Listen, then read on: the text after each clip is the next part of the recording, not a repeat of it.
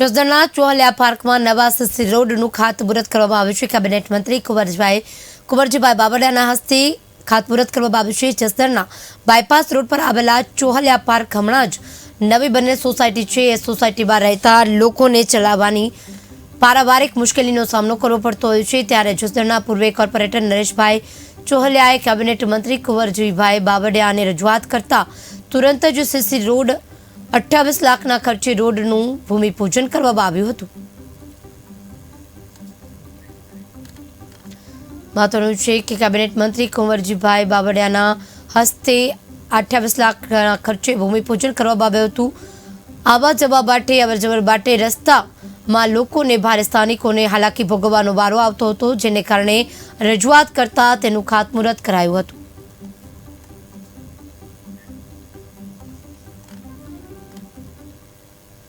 આજે જસદણના bypass road ઉપર આવેલ ચોહલિયા પાર્કમાં કુંવરજીભાઈ બાવળિયાની ગ્રાન્ટમાંથી ભૂગર્ભ ગટર, સીસી રોડ અને પીવાના પાણીની લાઈન જેવા વિકાસ કામોની રમઝટ બોલી છેવાડાના વિસ્તારના ચિંતા કરતા કુંવરજીભાઈ બાવળિયા દ્વારા 28 લાખ રૂપિયા જેવી પોતાની પર્સનલ ગ્રાન્ટ ફાળવી અને છેવાડાના લોકોને સુવિધાઓ આપી છે।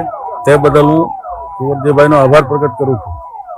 અને હજી પણ કુંવરજીભાઈ કીધું છે કોઈ પણ જસદણ વિસ્તારના નગરપાલિકા વિસ્તારમાં છેવાડાના કોઈ પણ વિસ્તાર હોય કે સિટીમાં હોય તમામને હું ગ્રાન્ટ ફાળવવા તૈયાર છું। માગવા વાળા ભૂલે આવું તે અત્યારે પણ કહીને ગયા છે।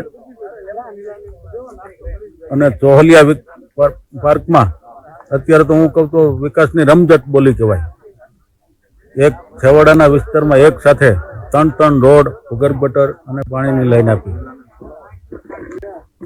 અમે ખૂબ વિસ્તારના લોકો આનંદની લાગણી અનુભવી છે। જસદણ નગરપાલિકા વિસ્તારની અંદર ચોહલિયા પાર્ક અંબાજી મંદિરની પાછળ એવા બાયપાસ પાસે આવેલી આ સોસાયટીની અંદર ચોમાસામાં ખાસ કરીને આ વિસ્તારમાં પાણી ભરાઈ જવાને કારણે લોકોને ચાલવાની ખૂબ મુશ્કેલી પડતી, તેમજ પીવાનું પાણી એ પણ પૂરું મળતું ન હતું।